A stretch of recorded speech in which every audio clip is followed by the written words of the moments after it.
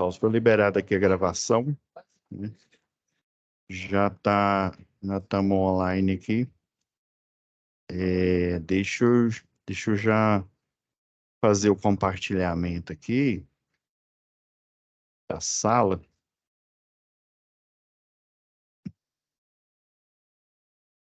E já fazer, né, nosso disclaimer clássico aqui desse curso de CEP, né? Lembrando, pessoal, que esse curso de CEP, ele está interligado à NR10, tá bom? Ele é um curso dentro da NR. Ele não é uma NR separada, viu? Muita gente acha que, por exemplo, teve uma vez um aluno, não ri não, teve uma vez um aluno que falou, professor, então esse curso que a gente tinha acabado o NR10, né? O NR10, agora esse tal de CEP é o NR11. Aí eu falei, não, NR11 são movimentações de carga, né? Guindastes, empilhadeiras, né? E PTA, né? Que é aquelas plataformas, né? Faz elevação tanto vertical quanto elevação em todas as posições, né? No eixo X, Y, Z. Então, esse de atualização aqui, igual vocês estão vendo aqui, né?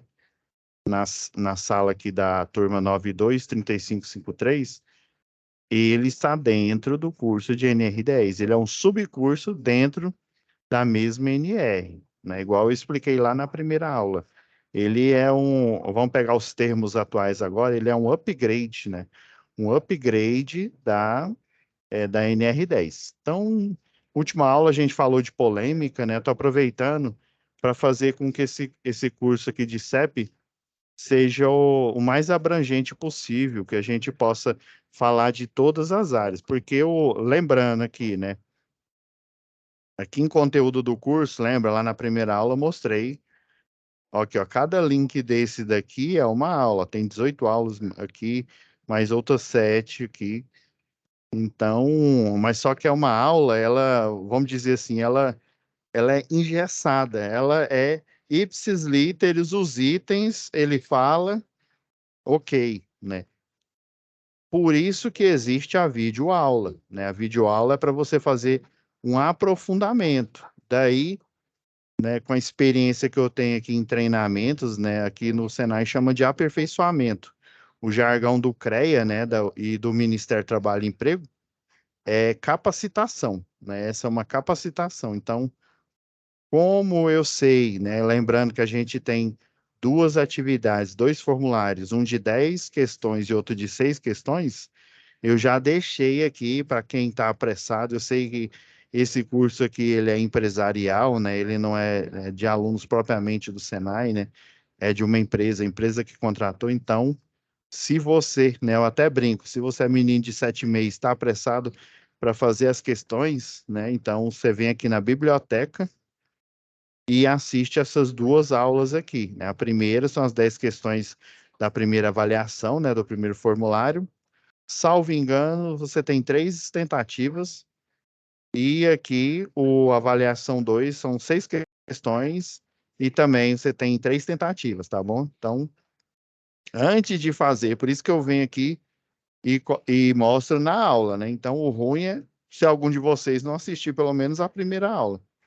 Então, todas as aulas aqui, ó, dessa turma aqui, ó, que são 12, já da próxima turma, que é a 923570, e vão dar 13 aulas, e a turma que vai acabar mais tarde, ó, vai acabar dia 26 de janeiro, vão ser 15 aulas. E, inclusive, né, depois da última aula, cada turma tem o seu momento presencial. Então, fiquem de olho, pessoal. Eu sei que vai passar carnaval, carnaval não, né? Já tô antecipando. Vai passar Natal, vai passar início de ano.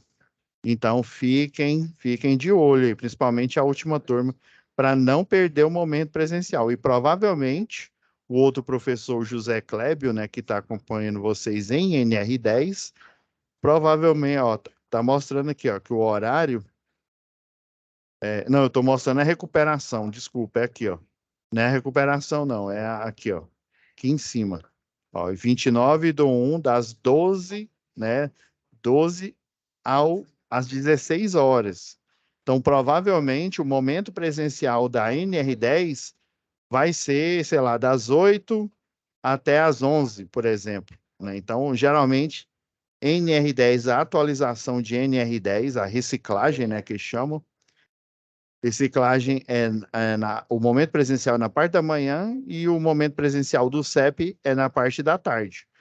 Isso é no mesmo dia, provavelmente é no mesmo dia. Então vejam lá com o tutor aí da segurança do trabalho, né, o José Kleber, né, ele é especificamente da segurança do trabalho, né? Eu sou contratado, né, aqui como engenheiro eletricista, mas eu também sou engenheiro de segurança e eu atuo mais na parte da segurança no que tange a eletricidade, no que tange a NR10, também no que tange o anexo 12 da NR12, máquinas e equipamentos, né, a moção do cesto aéreo, né, e seus derivados aí, né, o primeiro que é o cesto suspenso e o segundo, né, a segunda evolução que é o cesto acoplado e a última e definitiva evolução que é o cesto aéreo.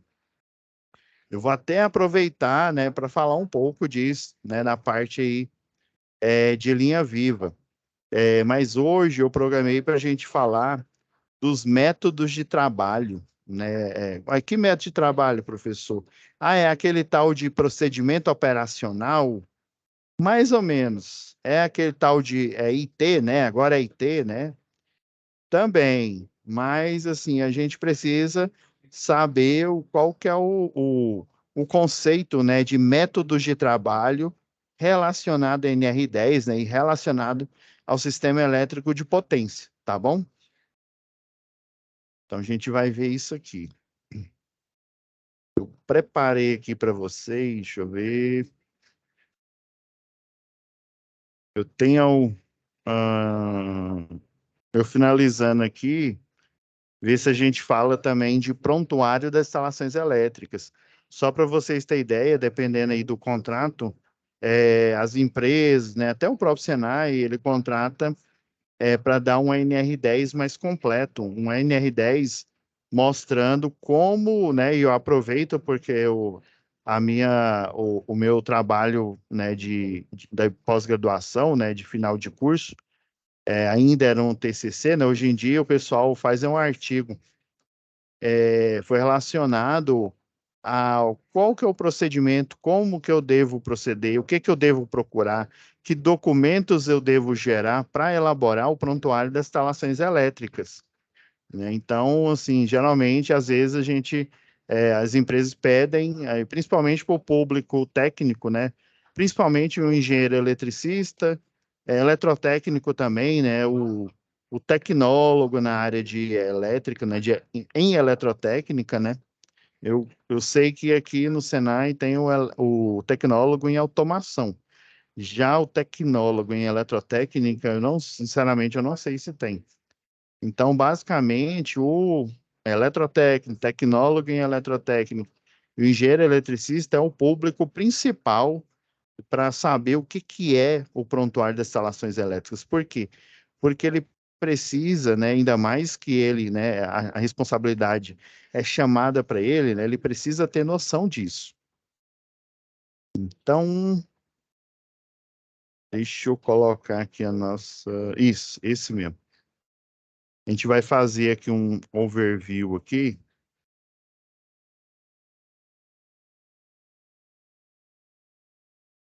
Mas o que que eu vou fazer agora aqui? Rapidão, galera. Deixa eu só achar aqui. Eu preciso, antes de eu falar de prontuário, eu vou bem aqui numa pasta de linha viva que eu tenho. Só procurar aqui o.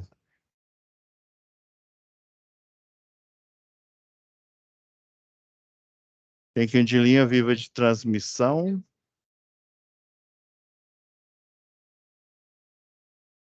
Só um minutinho.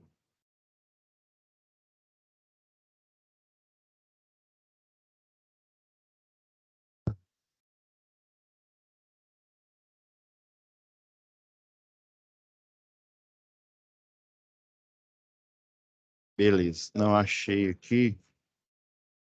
Eu tô procurando porque tem uns vídeos em si, os vídeos eles são bons. Achei aqui alguns.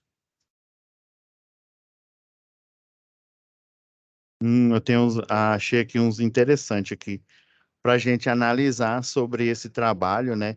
E a gente entender, né? Eu vou mostrar, tem um aqui, né, de uma situação de risco, né? Que o cidadão estava fazendo o trabalho ao contato, né? Porém, quando ele abandona o uso do EPI, né? Lembrando que o trabalho ao contato e o trabalho ao potencial, os dois, eles entram em contato com a rede. A diferença é que ao contato você vai estar protegido, né, pelo seu EPI e também tem o EPC, né, que é uma cobertura que ela limita o, a abrangência do campo eletromagnético. Isso aqui, ó, deixa eu já jogar aqui pra gente aqui, ó. Isso aqui é uma linha de transmissão. Vamos fazer de conta que essa linha de transmissão aqui, pessoal, deixa eu até retirar aqui essa circunferência. E vou pegar emprestado aqui essa circunferência aqui. Aqui é onde fica o cabo, ó. O cabo, ele passa nessa última circunferência aqui. Esses desenhos aqui mal feito aqui é uma cadeia de isolador, tá?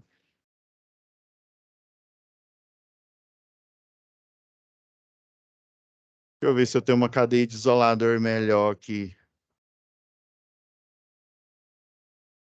Não, isso aqui tá até bom. Aqui, ó. Isso daqui é uma cadeia de isolador, ó. Essa cadeia de isolador, por exemplo, eu tenho essa parte aqui que ela parece um sino mesmo, né? Aqui eu tenho o olhar, até coloquei a lista aqui, ó.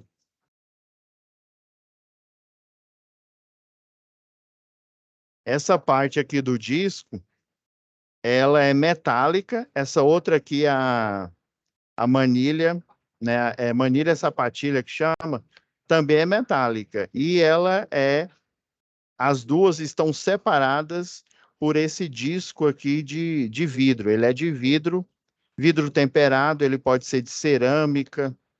E ele também, nesse formato aqui, só vidro temperado e cerâmica. Tem uns que a cerâmica ela é escura, né? E tem outros que a cerâmica é um cinza claro aqui. Mas basicamente, essas duas partes metálicas aqui, ó, essa primeira e essa, elas estão separadas. Aí fica uma camada aqui de vidro, aqui, uma camada isolante, que se houver uma energização nessa parte aqui de cima aqui do metal, ele não vai ser transferido para a parte de baixo, ele vai parar aqui. Então, eu tenho que colocar uma quantidade X aqui. Só para vocês terem uma ideia, nessa linha aqui, ó, vamos supor que tem, sei lá, dependendo do nível de tensão, tem 19,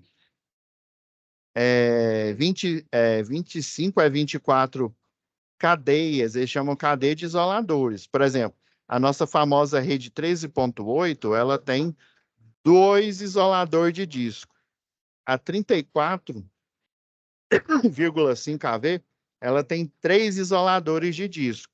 Então, quanto maior é o nível de tensão, maior é essa quantidade de isoladores aqui, para evitar que o cabo que está transportando energia, ele energize a linha de transmissão aqui, ó, e essa vá. Deixa eu pegar uma que tem um pilar aqui, ó. Eu desenhei o pilar em uma dessas aqui.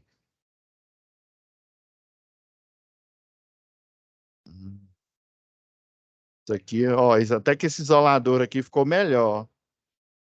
Ele tem essa parte aqui, ó, chama manilha sapatilha, e essa parte aqui do isolador chama olhal. Você tá vendo aqui, ó, esse chama parafuso cabeça baulada, Daí você trava aqui com uma cupilha. Isso daqui, ó. Lembra? A cupilha, ela é um grampo, parece um grampo de cabelo. Daí você coloca aqui, ó, ele tem uma furação. Daí você trava. Aqui você coloca o gancho olhar. Deixa eu ver se eu tenho uma, uma imagem dele aqui de lado. Não, não tem. Ó, até eu coloquei aqui, ó. Esse aqui simboliza a cadeia de isoladores aqui, ó. Esse desenho tá até melhor. Aqui fica o gancho olhar e aqui é chamada de manilha sapatilha. Daí você vai travando, aí você vai colocando quantas cadeias de isoladores é necessário dependendo do nível de tensão da linha. É igual eu falei, 13,8 eu tenho duas. 34,5 kV eu tenho três. Depois eu preciso de uma cadeia de isoladores para quê? Por isso que eu coloquei essa circunferência aqui, ó, para simbolizar a abrangência do campo eletromagnético. Eu coloco uma certa quantidade de isoladores aqui, eu deixo o cabo suspenso aqui na ponta, para justamente essa quantidade de isoladores aqui ultrapassar o raio de risco. Lembra lá do raio de risco? Vamos lá. Vamos linkar as coisas aqui, ó. Isso daqui eu só para eu explicar o que, que é o método que ainda está lá na frente, que é o método ao potencial, tá bom? Vamos abrir a nossa NR10 aqui, a última versão. Eu vou abrir logo o manual de auxílio na interpretação, caso a gente precise. Vamos lá.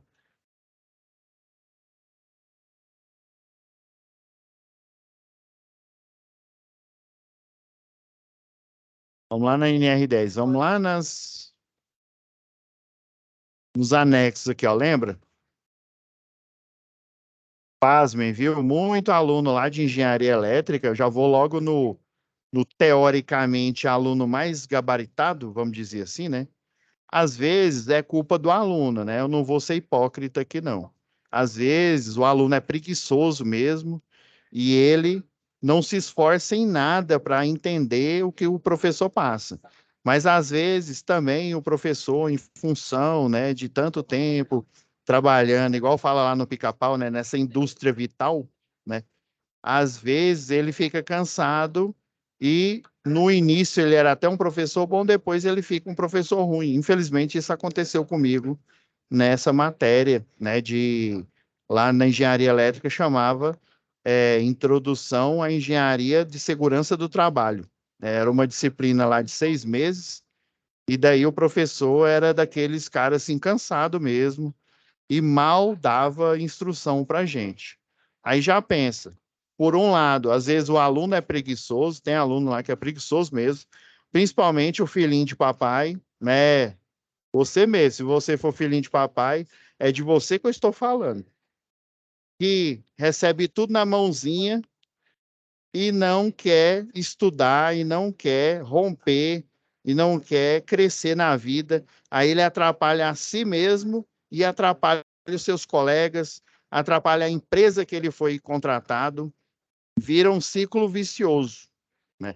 Então, junta esse aluno que tem preguiça, junta o mau profissional, né?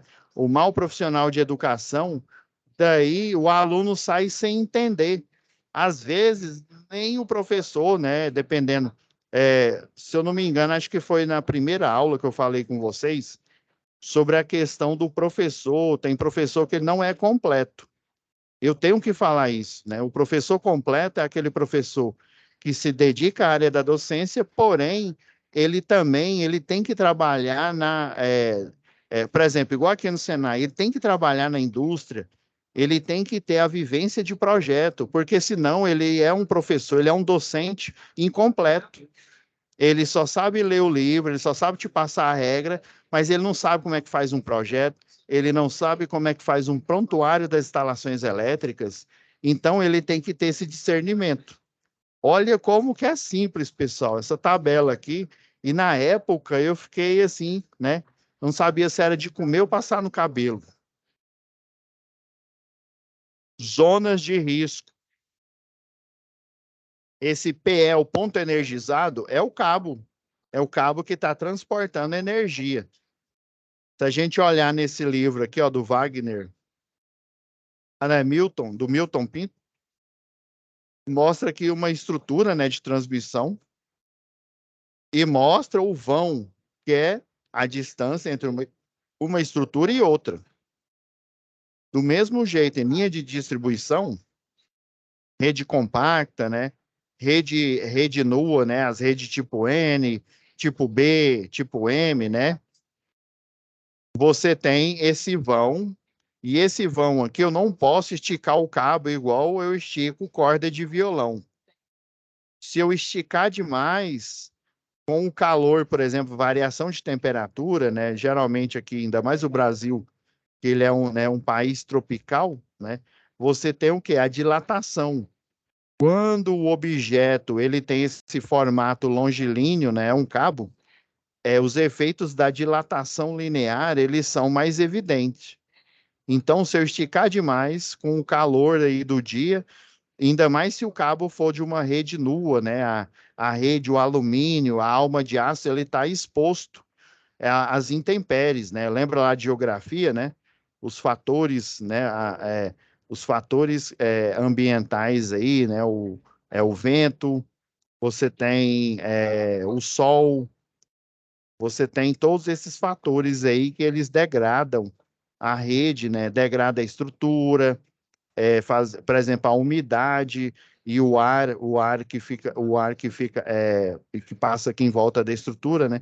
Ele provoca o que? A ferrugem. O ar passando aqui, acredite, é uma estrutura fina, né? Um cabo, mas esse ar aqui, ele pode causar uma frequência que é chamada de frequência, oscilação, né? Mecânica. Junto à oscilação mecânica, existe a oscilação elétrica. Lembra a regra da mão direita? Lembra? Tem um condutor, seja com tensão contínua ou tensão alternada, pensa aqui, ó, que é o condutor, a corrente elétrica, ela está indo nesse sentido, o meu dedão aqui, ó. Então, o campo eletromagnético, ele vai o quê? Formar um campo eletromagnético em volta, em função do nível de tensão, né? O ponto energizado aqui, ó, vai formar o quê? Um raio de abrangência desse campo eletromagnético, que é chamado de raio de risco. Então, qualquer estrutura ao lado, né, próximo desse raio de risco, vai haver indução eletromagnética. Então, dentro do raio de risco, se eu tiver um outro cabo, uma estrutura metálica, eu vou ter indução eletromagnética. Por isso que no projeto, o pessoal coloca uma série, né, vamos supor, 19 para essa linha de transmissão aqui, ó, 19 isoladores. Se eu diminuo a quantidade de isoladores, o que vai acontecer? Eu vou trazer o raio de risco para o quê? Próximo da estrutura. Se esse raio de risco, ou seja, a influência eletromagnética, atingir a estrutura, o que vai acontecer? Ela vai induzir tensão, e como essa estrutura ela está enterrada aqui, deixa eu ver se eu acho o pilar aqui. Não, mas não tem problema não. Vamos desenhar um pilar aqui rapidamente aqui, ó. Geralmente os pilares que você tem a estrutura, geralmente ela tem quatro pernas, né? Então você vai ter 4 pilares. Aí geralmente o pilar escolhido é um pilar chamado pilar tipo Frank. Aí esse pilar tipo Frank é uma estrutura de concreto armado. Quando eu falo armado, quer dizer que ele tem o quê? Que ele tem uma treliça metálica que vai dar o quê? Resistência à tração. Então ele tem uma resistência mecânica, ele tem uma dureza, vamos dizer assim, né? Deixa eu colocar essas estruturas um pouco mais para baixo aqui para eu desenhar direito aqui o pilar. Então, eu tenho uma treliça aqui, ó. uma treliça metálica, formato de uma rede metálica aqui, ó, vou até pegar essas aqui, copiar aqui, ó. Daí vai chegar uma parte aqui, né, no pilar, que essa estrutura metálica, ela vai ficar em uma parte da valeta aqui, do engastamento do pilar. Por quê? Eu preciso ter ferragem que está contida aqui dentro, né, do pilar de concreto armado, né? Eu preciso ela ter exposta, enfincada diretamente no chão, né? Em contato com a terra. Daí o pessoal instala uma outra viga aqui, ó, no meio, metálica aqui, que é chamado de rebar. A rebar é como se fosse, vamos dizer assim, é, o condutor, né? A haste de aterramento, né? Que pode ser aquela tipo cantoneira mais atual, né? Pode ser aquela de 19 microns que eles chamam, né? Ela é cilíndrica, né? Daí você coloca aquele conector split board, né? Para colocar no split board ele prensa o cabo, né? E conecta a cordoária de aterramento junto com a haste de aterramento. Então a rebar ela vai reforçar aqui, né? Ela vai estar armada aqui junto com a ferragem que vai ficar enfincada direto no solo, né? Então, parte do pilar ele vai ser de concreto armado e a outra parte vai ter ferragem exposta. Para essa ferragem exposta, né? E aí, eletricamente, né? A ferragem aqui, engastada aqui no pilar de concreto armado, ela vai conduzir toda e qualquer indução eletromagnética, igual essa daqui, ó. É raro no projeto colocar uma cadeia de isoladores menor do que o raio de risco, né? Relacionado, vamos supor que essa daqui é uma rede de 138 kV. Estou chutando aqui, viu? Não tô fazendo baseado em dados reais, não, mas eu estou fazendo baseado na teoria, né? Na teoria elétrica. Então, ó, se for uma de 138 kV, ó, ela tá, ó, faixa de tensão elétrica em kilovolt, né? Ó, maior ou igual a 132 e menor que 150. Então, ela está nesse range aqui, ó. O raio de risco, ou seja, o raio de influência da quantidade aqui de densidade de campo, viu? Tem campo eletromagnético, né? Mas existe uma densidade de campo de linhas. E essa densidade, o limite máximo dela é a distância de 1,20 m. Por isso que eu tenho que colocar uma quantidade de cadeias de isoladores, né? Aquele isolador de disco, né? Ou de... tem dois nomes lá no catálogo. É chamar de isolador de disco ou então chamar de isolador de suspensão. Porque ele fica igual um brinco, né? Ele fica suspenso, você vai colocando cada pecinha como se fosse um Lego, né? Ele fica suspenso e no final da suspensão que você coloca o cabo, ó, que é o meu dedo aqui, que é o ponto energizado, tá? Que é esse desenho melhorzinho aqui, ó. Aí eu coloco 19, né? Eu tô chutando 19 aqui. Vamos pegar, eu acho que 19 é muito pouco. 25. 25 isoladores desse aqui, ó. Coloco um atrás do outro. Mas para esse tipo de rede, o isolador de disco ele é um pouco maior, ele é um pouco mais robusto do que o utilizado na 13.8 e do utilizado na 34,5 kV, tá? Ele é um pouco maior, né? O prato dele é bem maior aqui, né?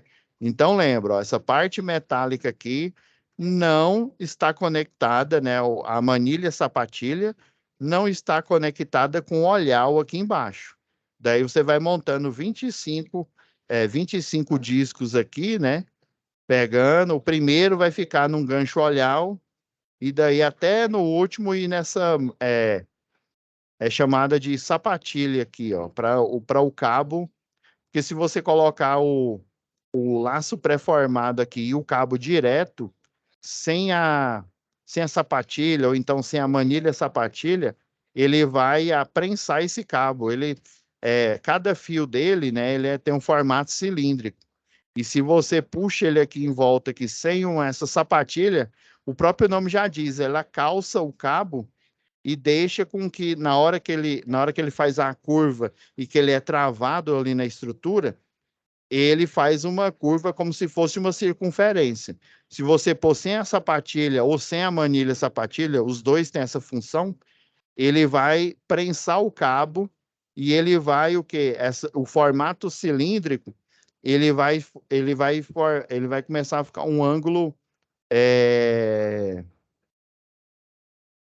ângulo obtuso.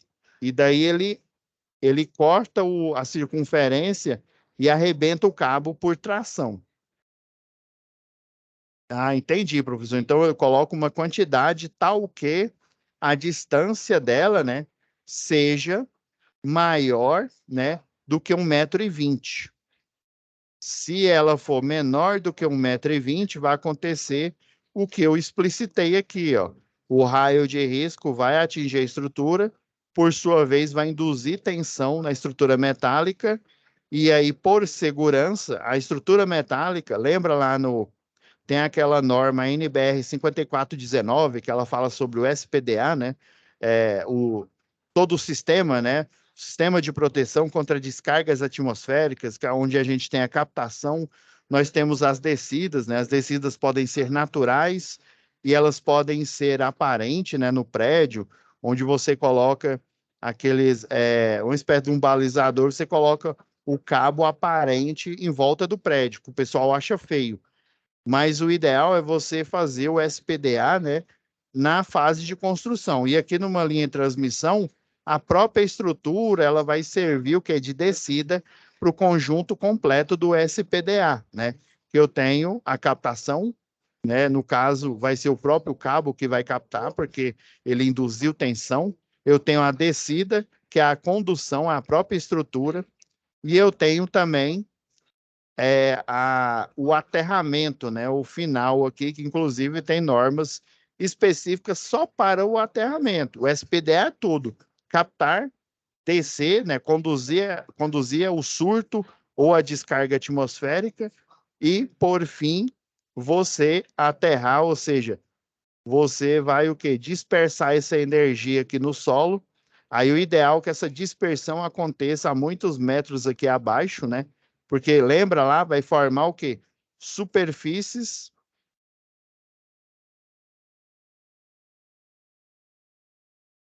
Deixa eu ver aqui. Eu desenhei mal aqui, pera. Como o negócio está em 3D, né, pessoal?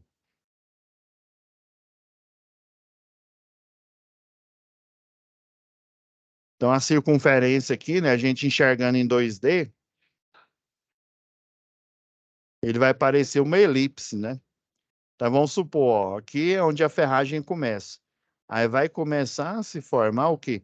Superfícies equipotenciais, ou seja, quanto maior o nível de tensão, maior vai ser a abrangência, até chegar a um ponto em que não vai ter mais tensão e ela vai ser toda dissipada, né? Da onde ela começa a dissipar, ó, até a última seção, né? A distância final aqui do que seria a haste de aterramento, né? Então eu tenho toda essa distância aqui e eu vou ter toda uma formação de superfície equipotencial e o ideal é que seja o que abaixo, bem abaixo do solo, para não pôr em risco quem está próximo, tá bom? Então, por esse nível de tensão ser muito alto, eu preciso de um método que é chamado de método, né, ao contato. Deixa eu ver se o vídeo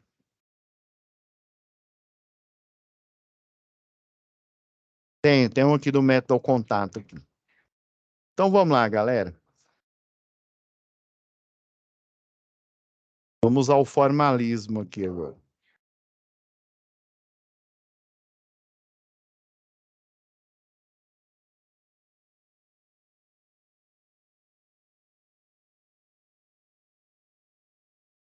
Só um minuto.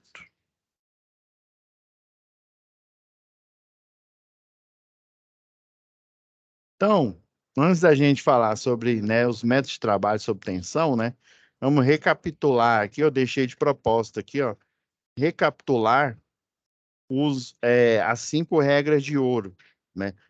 Lembrando aqui, ó, por padrão, a NR10 tem lá nesse item, eu já deixei ele aqui pronto, para a gente não precisar ir olhar lá. Por padrão, a NR10 prioriza o que é a desenergização. Lembrando o que é desenergização. Coloquei essa sequência aqui, que é uma sequência de desenergização para a indústria, por exemplo.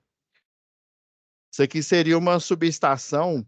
Existe uma subestações compactas. Tem um fabricante aí que é muito famoso, a Ormazabal.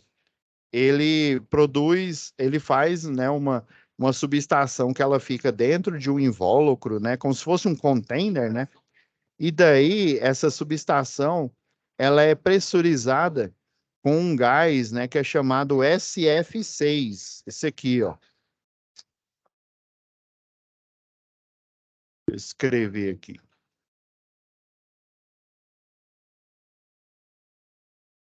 É o SF6, que é o hexafluoreto de enxofre. O hexafluoreto de enxofre, ele vai ser o quê? Ele vai pressurizar aqui, ó, na hora a subestação blindada, é chamada de subestação blindada, ele vai estar aqui, ó, disperso, e ele vai evitar, né, com que o ar em volta aqui, ó, porque se a gente deixar apenas o ar, né, lembrando que o ar, a concentração de oxigênio é muito baixa, viu? Se fosse maior do que o que ela é realmente, a gente nem vida na Terra teria. O oxigênio em alta concentração, ele é altamente inflamável, entendeu? Então, se não me falha a memória, é cerca de 16%. Se não me falha a memória, a maior concentração que a gente tem na atmosfera é de nitrogênio, né, sobre a forma de dupla lá, né, lembrando lá das minhas aulas de química, né, o N2, né, a maior concentração é de nitrogênio na nossa atmosfera, e uma das menores, se eu não me engano, é o oxigênio, né, que é só o necessário para a gente respirar, é cerca, se não me falha a memória, 16%. Mais do que isso, a gente já teria complicações. Então, o ar atmosférico, dado o nível de tensão aqui, ele vai ser o quê? Altamente condutivo. O raio de risco aqui vai ser o quê? Vai ser alto. É óbvio que no projeto de uma subestação, no projeto de uma estrutura, igual eu mostrei aqui, né? Dessa estrutura aqui, por exemplo, ela tem distâncias, né? Igual eu falei aqui, ó, eu tenho uma quantidade de isoladores X, porque essa distância é exatamente, né, para evitar com que o raio de risco, né, chegue na estrutura metálica e ela entre em indução eletromagnética, e ela pode, inclusive, se entrar em indução eletromagnética, ela pode, inclusive, entrar em curto-circuito e haver o que? A formação de arco elétrico indo direto aqui para a estrutura metálica e acontecendo um surto na rede de transmissão, por exemplo, ou na rede de distribuição, ou dentro dessa subestação que está aqui na apresentação, tá? Então, você tem que, o método de desenergização, ó, você desliga primeiro, você secciona, depois você impede, né, impede que outro venha aqui e ligue, né, já que você está fazendo manutenção, geralmente coloca uma trava aqui, né, um cadeado, coloca algo na estrutura, ó, por exemplo, acho que eu mostrei na primeira aula de vocês. Lembra esse aqui que eu mostrei aqui, ó, lá da Enel,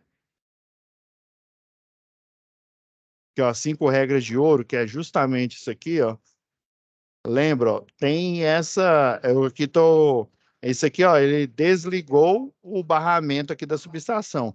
Aqui ele está desligando a chave faca da rede 13.8. Deixa eu ver. Aparentemente, pelo tamanho do isolador aqui, me parece, né? Eu não dou certeza, mas tá com cara que é uma 3.8. Então, ó, como a chave faca não dá para retirar ela, ó, você coloca esse anteparo que se vier alguém aqui com uma vara, né? Tipo aquelas varas de pegar manga, né? Tentar fechar aqui a faca, não vai conseguir porque ele está impedindo. Nesse caso aqui, ele está impedindo como? Ele está impedindo colocando um bloqueio, um cadeado aí, uma trava na alavanca, tá?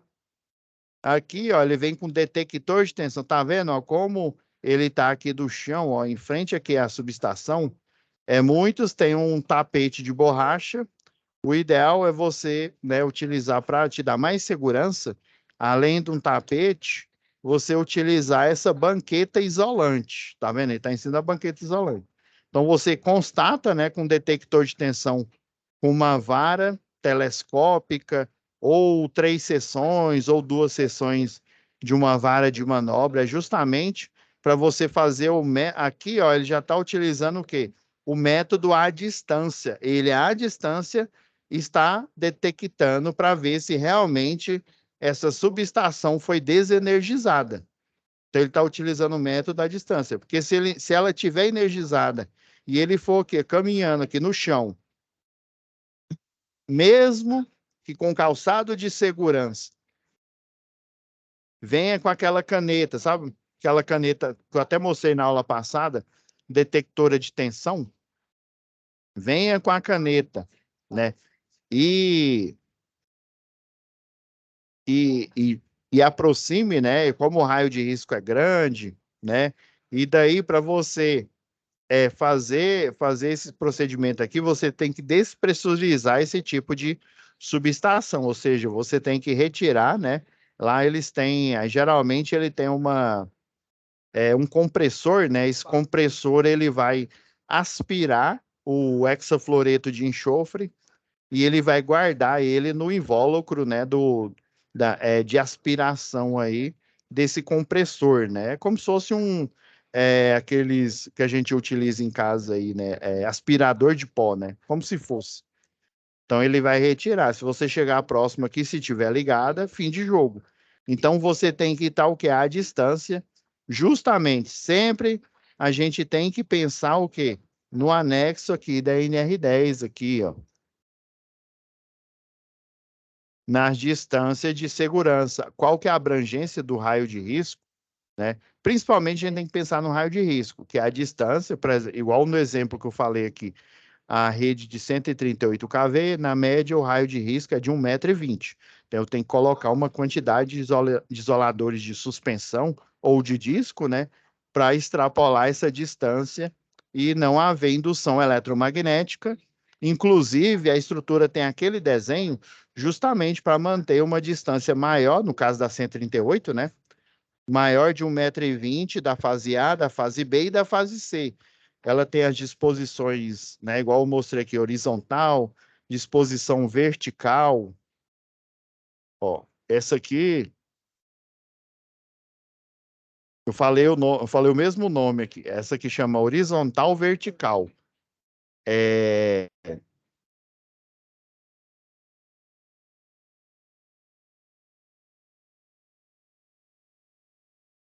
isso mesmo, aqui, ó. Vertical, né, de altura aqui, ó. Tá vendo? Ó, eu tenho um circuito duplo aqui, ó. Eu tenho fase A, B e C desse lado, A, B e C desse outro aqui de 138, né? E tá nessa posição, uma em cima da outra. A gente tem essa aqui, ó. Isso aqui é um circuito único, ou seja, eu só tenho fase A, fase B e fase C, né? E é uma disposição horizontal, ou seja, as fases estão uma ao lado da outra. Essas aqui ó, estão uma acima da outra aqui. Essa é um circuito único e essa é um circuito duplo. Esse também, ó, é um design aqui de circuito único, né? Fases A, B e C, que é chamado de disposição triangular. Existem outras estruturas, inclusive de concreto armado, que tem essa mesma disposição. Tem uma de circuito único, ó, deixa eu pegar aqui. Eu acho que eu tenho aqui. Não, não tem, mas num vídeo que eu vou mostrar para vocês tem. Tem umas que ela tem, ó, essa treliça aqui, ó, que segura esse isolador, ela vai estar logo abaixo aqui, ó, desde que respeite o quê? A distância do raio de risco aqui, ó. Então vai estar numa disposição vertical aqui, ó, todas de um lado só, ou então vai estar nessa disposição, circuitos únicos, né? Só A, B e C. Ou na disposição vertical, ou na disposição triangular, ou nessa disposição aqui horizontal, né? Uma do lado da outra. Então, a gente repassando aqui, né? Então, desligar, impedir, constatar, né? A gente tem que ter certeza, né? Aí depois o que? Faz o aterramento temporário, ó. Note que, tá vendo, ó? A parte que pode ser, por exemplo, ó, essa parte de cima aqui é a parte que está vindo, né? Geralmente está vindo lá da rede, né? Da concessionária local, né? Aí pode ser que, né? Aqui está o travamento. Pode ser que venha alguém aqui, né? O pessoal lá do Recife, eu estava dando treinamento para ele, né? Ah, professor, pode ser que venha uma alma cebosa. Eu falei, isso mesmo, esse cara é o chamado aqui em Goiânia de espírito de porco. Então, pode ser que venha um cidadão aqui e ligue o circuito. Se ele ligar e se ele já tiver aterrado, aí geralmente esse aterramento ele é diferente do aterramento normal. O aterramento normal é o passivo que o pessoal chama, ele vai estar ligado, né, 24 horas por dia, né, como se diz, lá no BEP, no barramento de potencialização. Esse aqui é o chamado de aterramento, por isso que eu coloquei entre parênteses aqui, ó, aterramento temporário. Enquanto eu estou realizando o serviço de manutenção, no caso para redes desenergizadas, por isso que eu falei, ó, por padrão, a NR10 prioriza a desenergização, segundo o item 10.2.8.2. As medidas de proteção coletiva compreendem prioritariamente, ou seja, em um primeiro momento, né, a medida de segurança, ela quer desenergizar o circuito para você construir, né, você ampliar a rede, você montar uma rede do zero, né, quando for interligar com uma outra que já existe, né, então você vai desligar e depois fazer o quê? Impedir, constatar, fazer o aterramento temporário. E se vier alguém e, por acaso, quebrar essa trava aqui, você concorda comigo que ele vai o quê? Que ele vai seccionar novamente o circuito. Se ele seccionar, o que que vai acontecer? Ó, tá vendo que as três fases do lado do cliente, ela tá o quê? Tá curto-circuitada aqui, ó, estão todas interligadas e ligada no aterramento, na malha de terra. Se ele vir aqui, ó, e chavear aqui, o que que vai acontecer? Se não tivesse aterrado, ia energizar toda a planta, ok? Agora, como está com aterramento temporário, ele vai ser desviado, né? A impedância, né? Já que a gente está falando de circuitos de tensão e, né, e corrente alternada, né? A gente não fala mais de resistência, né? Porque a gente tem os equipamentos, né? Que na sua concepção e no funcionamento, eles são chamados de resistivos, né? Nós temos os equipamentos indutivos, né, que estão na maioria da indústria aí, né, que basicamente são máquinas elétricas em modo motor, né, e nós temos os equipamentos eletroeletrônicos que também, né, tem a parte capacitiva, dependendo da sua arquitetura de construção, né. Mas basicamente, majoritariamente a arquitetura dos equipamentos, né, serem máquinas elétricas em modo motor, eu preciso, né, ter uma compensação, né, lembra lá em eletricidade, né, provavelmente, se vocês são da área da elétrica, vocês estudaram, né, você tem, né, a formação, principalmente quando a gente fala de circuitos de tensão e corrente alternada, você tem, né, o conceito de potência aparente, né, potência reativa, e parte dessa potência, né, ela é dissipada, ela é consumida na própria linha, né, há a formação também de harmônicos, né, principalmente harmônicos de ordem ímpar, né, o de terceira ordem é o pior, né, de primeira ordem até que não, né, que é a onda fundamental, né, seria a senoidal fundamental, né, mas o de terceira ordem, ele, né, é prejudicial à rede, né, porque ele é um transitório, eles são basicamente distorções, né? São picos de tensão, né, em curto espaço de tempo, né, por isso que diz transitório, né, é um evento transitório, por exemplo, né, seria, quando eu for reenergizar essa rede aqui, né, seria o que? O fechamento da rede, então, no momento, né, em que a lâmina da chave faca, ela passa na bainha, né, da própria, né, do conjunto da chave faca, né, na hora que ela tem um primeiro contato, você vai haver ali um ponto, né, um ponto ali que, se persistir só aquele ponto ali, a resistência elétrica, ela, naquele ponto ali, ela vai ser muito alta ali, e você vai haver a formação de ponto quente, vai haver um consumo, né, como ele não tem, se eu estivesse falando de cabo, eu diria é o raio, né? Eu diria a circunferência ali do condutor, né? Mas como eu estou falando de uma chave faca, essa chave faca, né, ela tem uma arquitetura retangular, ela é uma chapa metálica, basicamente, né? Então, e ela tem uma espessura, né? Então, em vez de eu falar, né, de circunferência, de bitola, né? Eu estou falando ali da seção retangular ali da chave faca, né? Então, essa seção, ela é reduzida, né, no momento em que ela toca ali a lâmina e a parte da bainha, né, que basicamente são lâminas, né, seriam duas chapas retangulares aqui, né, e a faca, ela fecha aqui na bainha, né, e conduz a eletricidade da lâmina da faca para a bainha, para o conector lá, é um conector, é um prensa-cabo lá a um parafuso, a quatro parafusos, dependendo aí do tipo de rede, né? Então, nesse momento do fechamento, o transitório, né, o transitório também acontece, então ele distorce a onda, e nesse até é porque nesse curso aqui, a gente não fala de teoria e de controle, né? Então, geralmente no transitório, ele tem uma resposta amortecida. Essa resposta amortecida, ela não é, ela não é estável, né? Então, mas o próprio nome já diz, ele é transitório, ele tem um tempo. Por isso que, quando você vai fechar uma chave faca, uma chave fusível, você tem que fazer isso, né? A chave faca e a chave fusível, na base dela, você faz para você fechar, né? Tem muita gente que pega aqui embaixo e quer levantar ela. Você pode, se for uma chave fusível, você pode tirar o cartucho da base e ele pode cair no chão, né? Acontecer um acidente. Se for a chave faca, como ela fica fixa, e você lá com a ponteira lá no olhar lá da chave faca, se você tentar empurrar ela para cima, ela não vai fechar rapidamente. E esse transitório ele pode perdurar, né?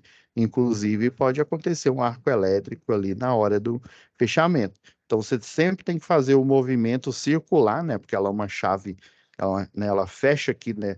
Esse formato aqui, ó. Como se fosse o raio aqui, né? Um raio aqui de um semicírculo aqui, né?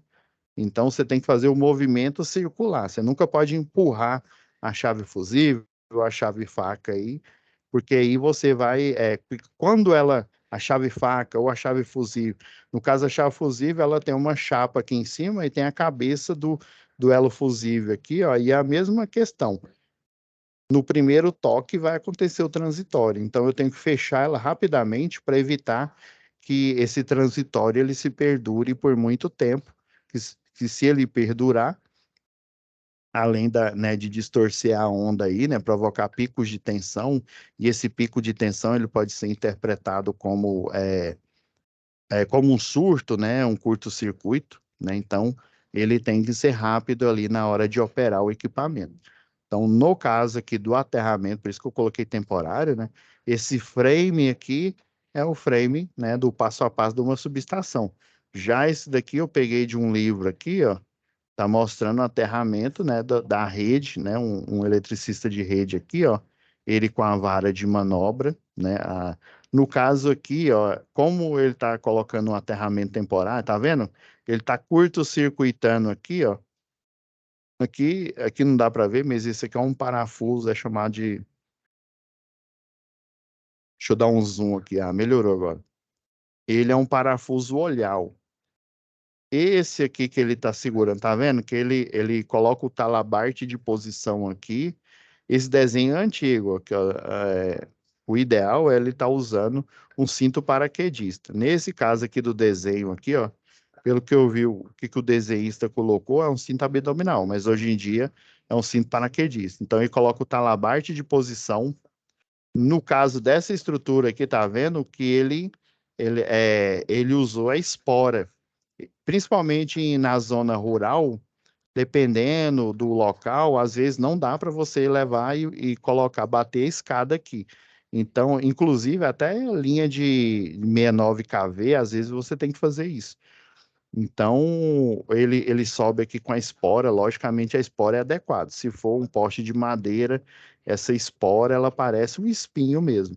Se for um poste duplo T, ela parece um gancho, assim, em formato de C, e daí aí você coloca o poste duplo T, ele tem uma reentrância aqui, que vai de um lado ao outro dele.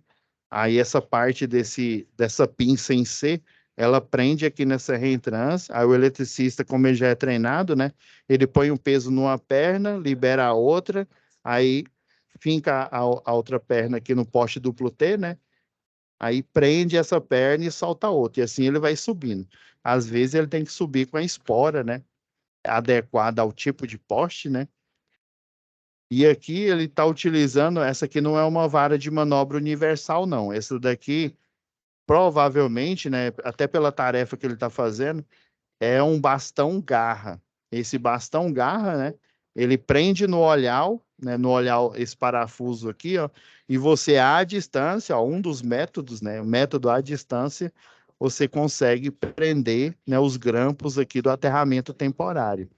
Então, ó, ele curta-circuita as fases, assim como foi curto-circuitado aqui no aterramento temporário aqui, ó, da subestação blindada, né? Tá vendo esse cabo aqui, ó? Ele desce, você interliga com o neutro, se tiver aqui, ó, inclusive essa rede aqui, ele mostrou neutro aqui, né? Mas se eu tiver uma rede de baixa tensão aqui, também eu vou conectar não só o neutro, né? Mas vou conectar com os outros aqui, porque não tem, né? Não faz sentido eu aterrar temporariamente a média tensão e deixar a baixa tensão sem aterrar, né?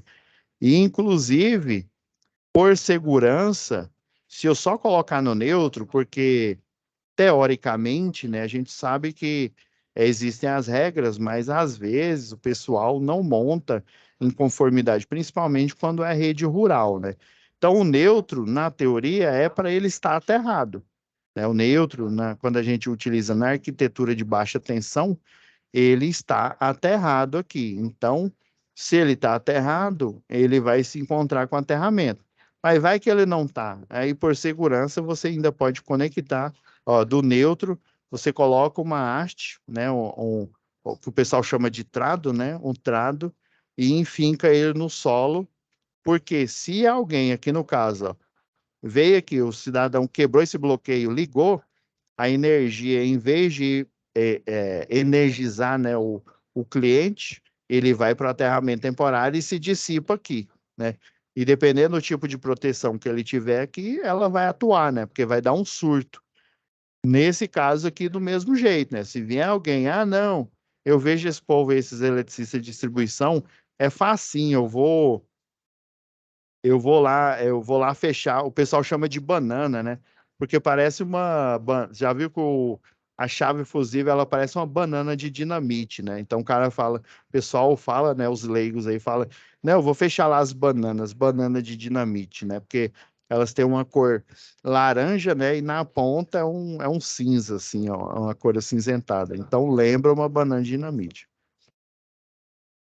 Nesse caso aqui, ó, esse passo aqui, que é o item E, porque a concessionária, principalmente aqui a Equatorial, né, herdando, né, a nomenclatura da Celg, da antiga Celg e da antiga Enel, né, eles criaram esse...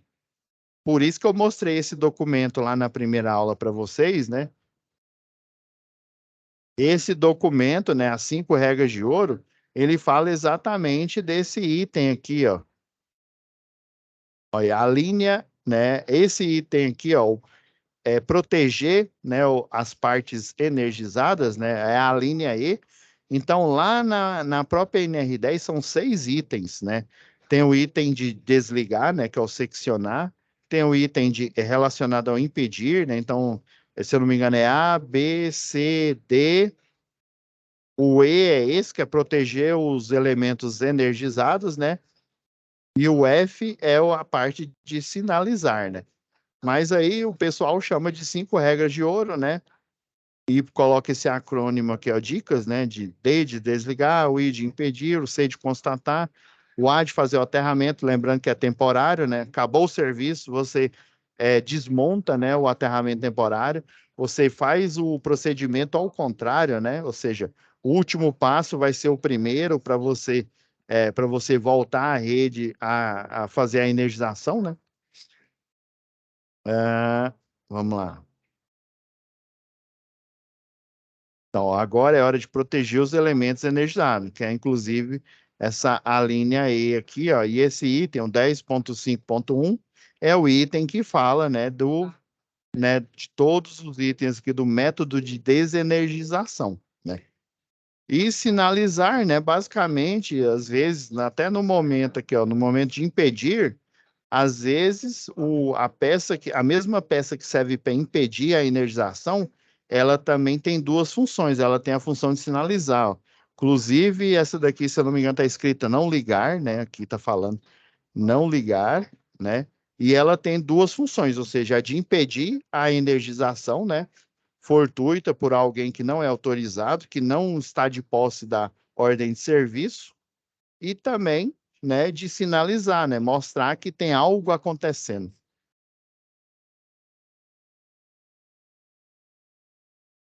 Vamos lá. Então a gente tem, né, vou mostrar esse daqui é o trabalho ao contato. No caso, o eletricista, né, ele está utilizando o cesto aéreo, né, que ele faz parte lá da NR12, né, que fala de máquinas e equipamentos, e ele é a última solução, né, a solução ideal para elevação de pessoas. Até então, o pessoal utilizava, né, para elevação de, de objetos, né, por exemplo, um guindaste, adaptando o guindalto hidráulico, né, adaptando para elevar pessoas, e não dava muito certo isso. Então, a primeira solução, né, na verdade, era o que a gente chama de gato, né? Então, você elevava a pessoa, né, e isso pode acontecer acidente, assim como, né, muitos ocorreram. Depois eles evoluíram acoplando, né, por isso que chama cesto acoplado, um cesto semelhante a esse daqui para fazer trabalhos, né, trabalhos, né, com rede energizada. Inclusive, muitas construtoras compram um guindalto, né, que aí utiliza o cesto acoplado para fazer vários serviços, serviço de poda de árvore. Ao mesmo tempo, você pode utilizar o guindalto hidráulico para você fazer serviço também de furar poço artesiano, para você levar cargas, você fazer plantar poste, né, com guindalto. Então, você pode utilizar para fazer vários serviços, inclusive o cesto acoplado. Já o cesto aéreo, ele é único e exclusivamente utilizado para levar pessoas, para você fazer o trabalho ao contato. O trabalho ao contato, sim, por exemplo, é duro eu falar isso, mas como se diz, alguém tem que ser o bucha de canhão aqui. No caso, por exemplo, se eu deixo uma pessoa sem energia, né, um cidadão aí qualquer sem energia, é ruim? É. Agora, imagina, né, eu deixar uma indústria. Ué, é ruim também, professor. Essa indústria não é porque ela é uma grande indústria que ela emprega pessoas. Não é apenas por esse motivo. Por exemplo, o cidadão comum, eu e você que está assistindo aí, você paga o que você consome de energia, correto? Já uma indústria, ela paga não só o que ela consome, mas ela paga um contrato fechado, que é chamado de contrato de demanda, porque essa indústria, por exemplo, ela tem um transformador de 500, ou dois de 500, ou um de 1.000, e por aí vai. Por exemplo, tem um shopping aqui em Goiânia, aqui, um shopping bem pequeno, Cidade Jardim, que é um transformador de 750, né, kV-ampere. Então, quando você tem um transformador próprio, você não utiliza a energia direto da baixa tensão da rede da concessionária de energia local, você tem o quê? Você tem uma grande, né, demanda por consumo de energia. E por isso, a concessionária de energia, para você, né, fazer esse compromisso, né, você faz um projeto elétrico, né, com um profissional, geralmente né, um engenheiro eletricista, às vezes, dependendo aí da carga, um eletrotécnico. E, por outro lado, a concessionária de energia local, nesse contrato, ela, né, por exemplo, tem a parte ruim que você faça chuva, faça sol, você vai pagar um valor de energia fixo. Por exemplo, vou chutar aqui R$ 10.000. Porém, você, se tudo der certo, você só vai pagar R$ 10.000 por mês. Se você usar ou se você não usar energia, não interessa. Agora, se você não fizer a correção do fator de potência, que é o que eu mencionei antes aí, né, que em função da gente utilizar até a própria concessionária, não a concessionária, mas a geradora, uma hidrelétrica, por exemplo, utilizar um gerador, né, que é uma máquina elétrica em modo gerador de energia, por ela ter uma arquitetura indutiva, né, um indutor, ela, né, ela tem uma formação de energia magnetizante, porque o princípio do gerador e da máquina elétrica rotativa, né, seja em modo gerador, seja em modo motor, seja uma máquina elétrica estática, que é um transformador, né? Então, ele tem a parte ruim é que essa energia magnetizante, ela é injetada no sistema elétrico. Então, eu tenho que fazer a correção do fator de potência. Daí, se você não corrigir, você paga, né, um valor, se caso você não corrija. Se você ultrapassar, por exemplo, eu tenho um transformador de 500 e eu, no meu contrato, falei que eu vou utilizar 250 só, 250 volt-ampere. E aí eu extrapolo, utilizo 300, vou pagar uma multa por ultrapassar. Por outro lado, se a concessionária de energia, a gente pensando, só é venha nós, né, para o cliente, né, e a concessionária de energia. Se a concessionária de energia deixar esse cliente sem energia, ela vai pagar uma multa. Essa multa não é barata, né? Então, essa multa vai ser paga na forma de concessão. Por exemplo, vamos supor que ela deixou por muito tempo o cliente sem energia e a multa vai dar, tipo, R$ 20.000. Estou chutando aqui. Só que esse cliente, o contrato de demanda dele, se ele corrigir o fator de potência, se ele não ultrapassar, é 10.000. Então, a concessionária de energia, se ele fizer tudo certinho, ela não vai cobrar a conta de energia por 2 meses. Olha só o prejuízo da concessionária. Só porque ela deixou ele sem energia. Por isso que, né, o pessoal da elétrica aí, principalmente os engenheiros eletricistas aí, né, os que criaram lá do I3E, né, as normas, eles criaram o processo, né, que é chamado de técnicas de trabalho sobre tensão. Então, existe o trabalho ao contato. O trabalho ao contato, eu vou utilizar esse equipamento especial, né, que está lá em máquinas e equipamentos, né, a concepção dele lá, e específico, né, no anexo 12 lá da NR12, né? E ele vai elevar o trabalhador e vai evitar que, se ocorrer uma energização fortuita, essa energização, daí o caminhão ele vai ser aterrado temporariamente, né? Então ele vai ser energizado, né? E esse contato ele tem que ser interrompido. Por isso que o cesto aéreo, ele é isolado. O braço do caminhão aqui, o caminhão de linha viva, também ele é isolado, justamente para evitar.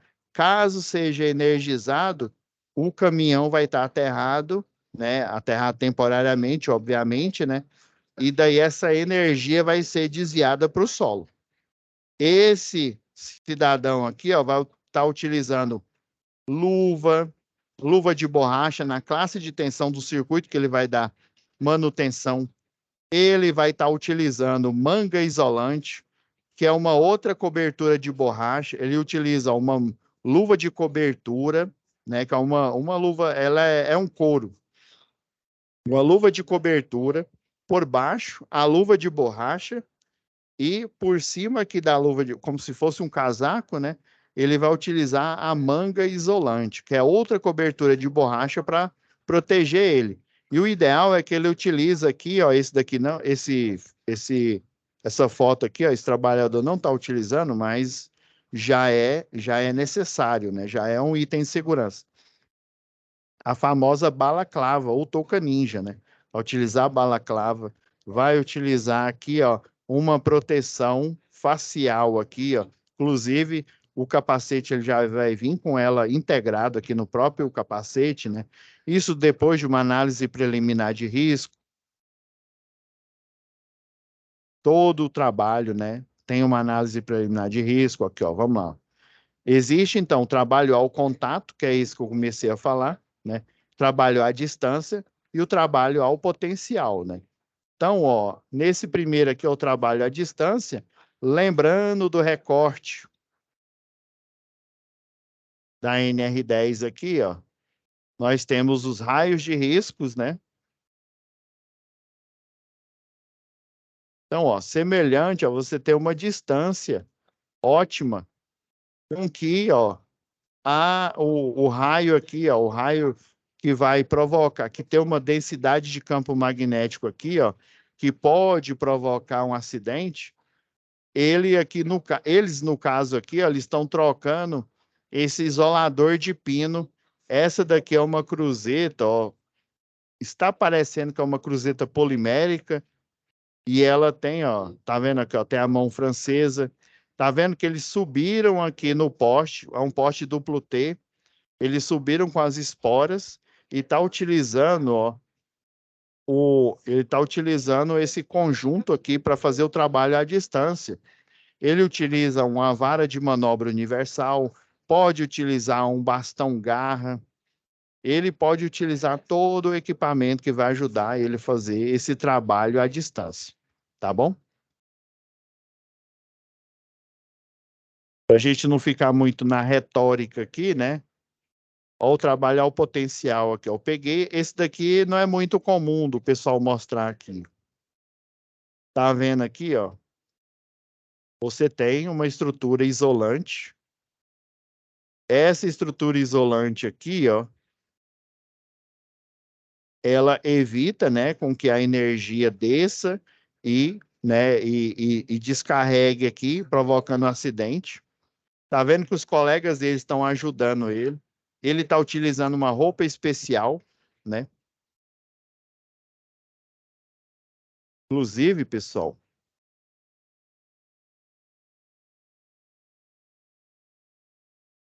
deixa eu mostrar aqui, ó, um exemplo de um trabalho ao contato.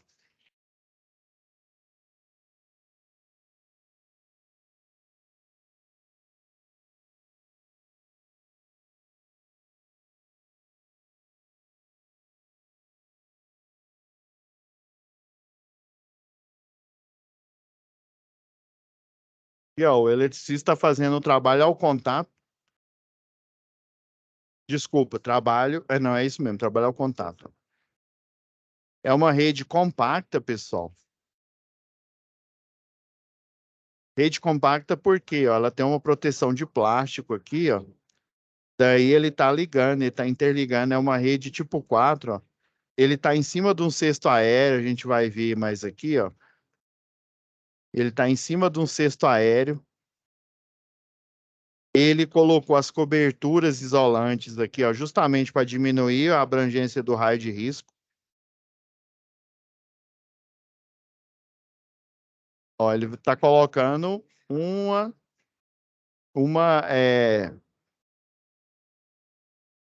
um conector que é chamado de conector tipo cunha.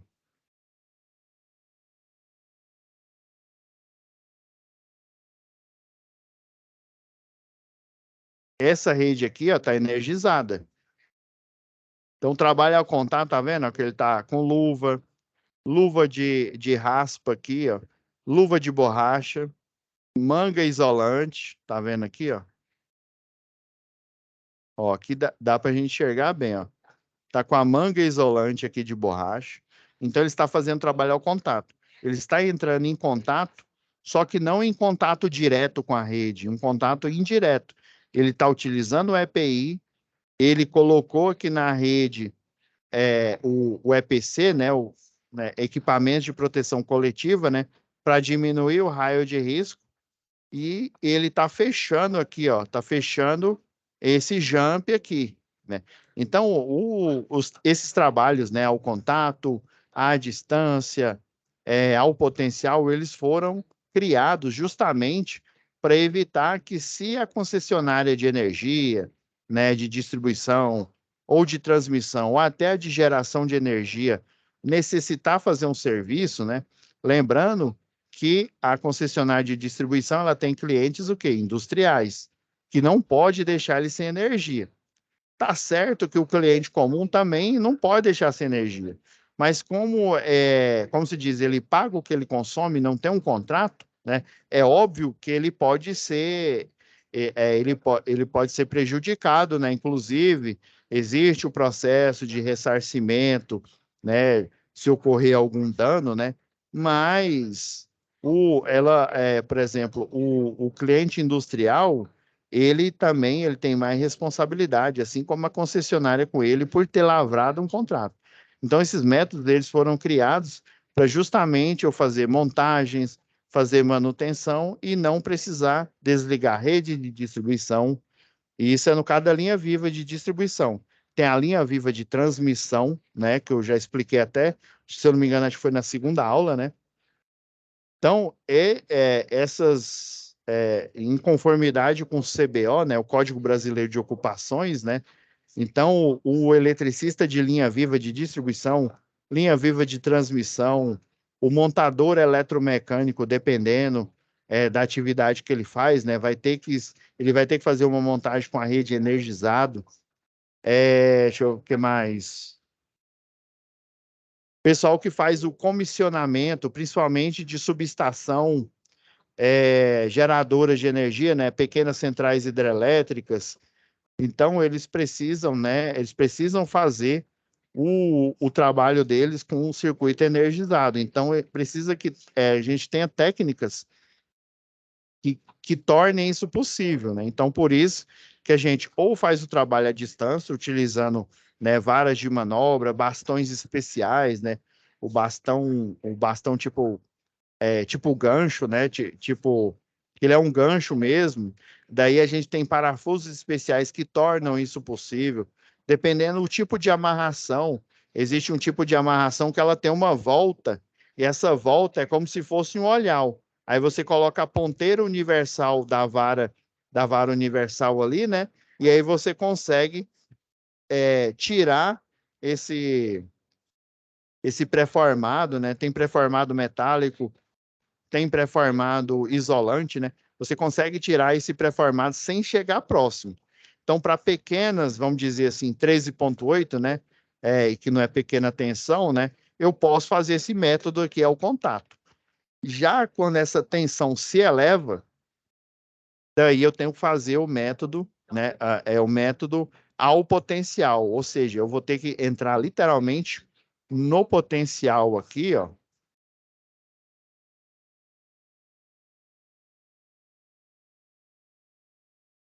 Eu tenho que literalmente entrar no potencial, né?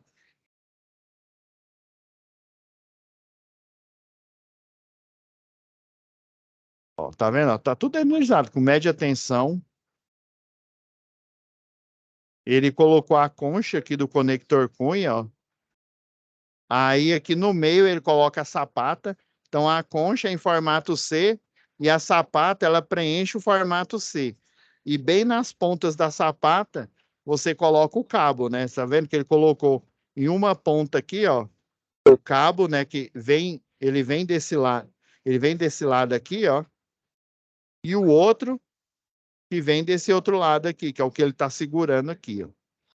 Aí ele utiliza até um alicate especial, que é o alicate Ampac, né? Ele tem uma carga de rifle e essa carga, é lógico que ela não tem um projétil, né? Ela só tem a pólvora. Daí você utiliza para ele gerar uma pressão, porque eu só bater as costas aqui dessa chave aqui não vai ser suficiente. Na hora que eu ligar, né? Ligar não, né? Na hora que, por exemplo, tem um pico de tensão e eu só der uma batidinha aqui, colocar a luva, aí depois você coloca uma luva de plástico, porque nesse ponto aqui, você concorda que ele está exposto? Aqui, ó, ele está protegido por uma camada plástica, né? Aqui não, aqui ele está exposto.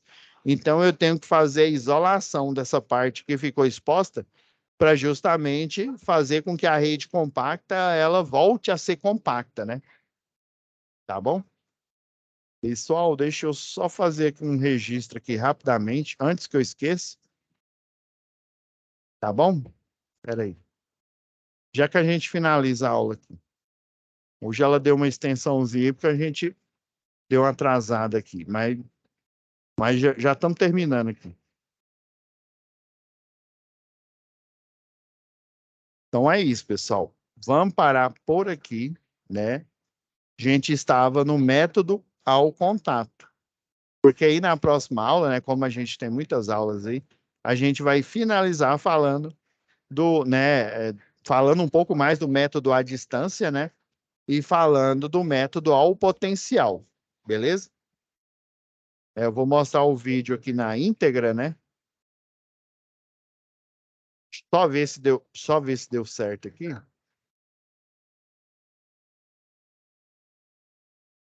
Eu fiz o print aqui, mas esqueci de colocar. Desculpa aí, galera. Não, agora deu certo. Deixa eu pôr no início aqui, ó.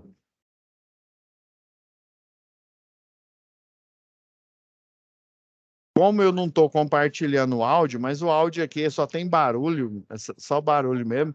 O eletricista praticamente não fala nada, né? Mas aqui mostra o centelhamento, já que a rede está energizada. É óbvio, essa ponta está energizada, vai interligar com essa que não está, né? Vai, né? Supondo, né? A energização ela está vindo desse ponto aqui. Por isso que há essa formação de ar, né? É na hora do toque aqui, ó. Você vê que tem um pequeno centelhamento, ó. Viu, ó, o centelhamento, o ponto de luz aí? Ó, aqui mostrou melhor. Você viu o arco elétrico aqui, ó? Olha, ó o arco elétrico aqui acontecendo.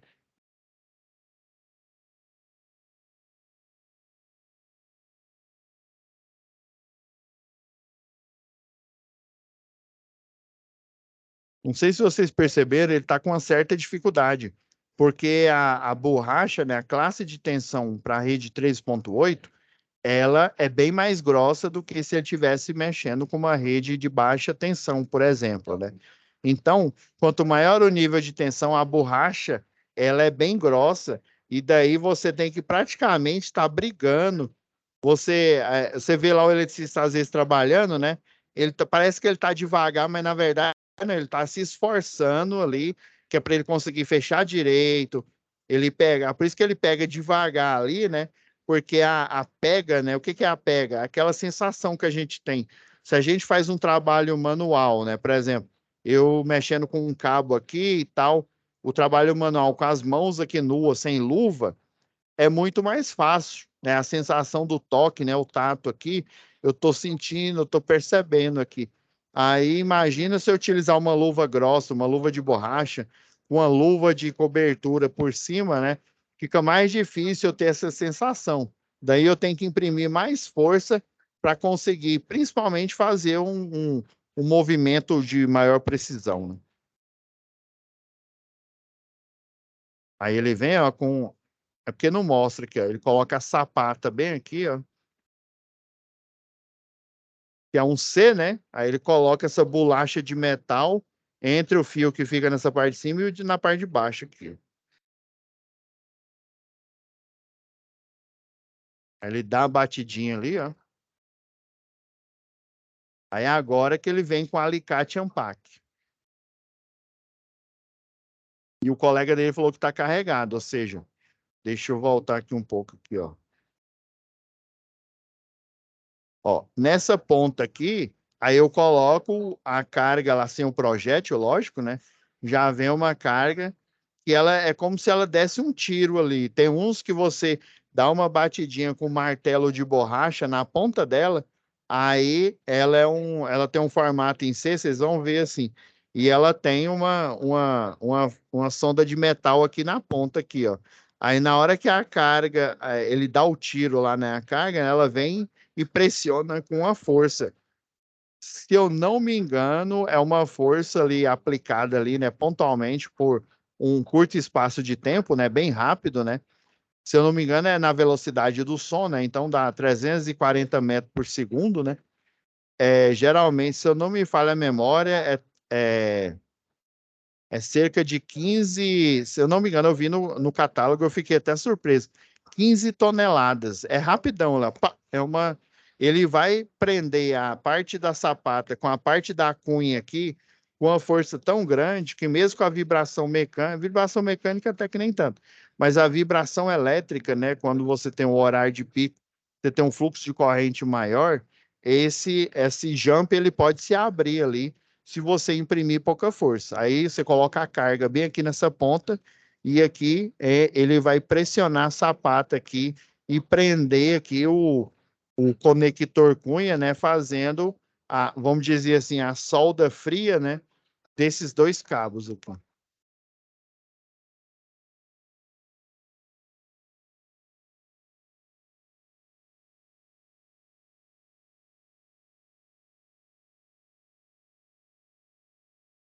Só um minutinho.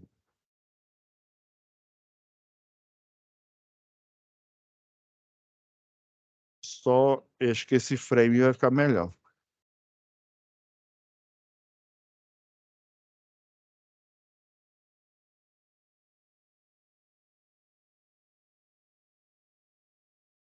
Vou fazer uma verificação rápida aqui.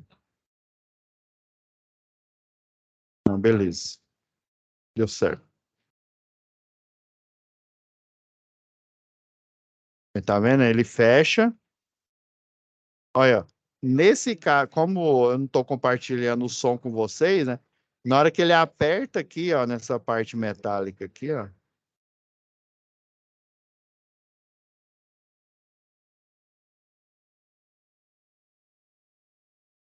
Tá vendo que tinha uma partezinha metálica aqui? Ele pressionou. Esse daqui ele é melhor do que eu conheço é você dar uma batidinha com o martelo bem aqui nessa ponta e aí ele faz aquele barulho. É como se fosse um compressor, né? Aquele compressor para encher o pneu, né, do veículo aí. Ó, agora ele selou ela bem aqui, ó.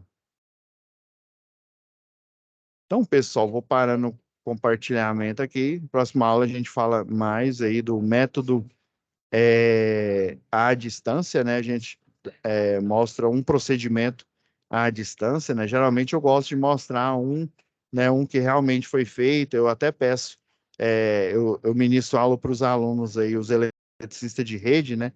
Eu peço para os que trabalham aí na rede, né?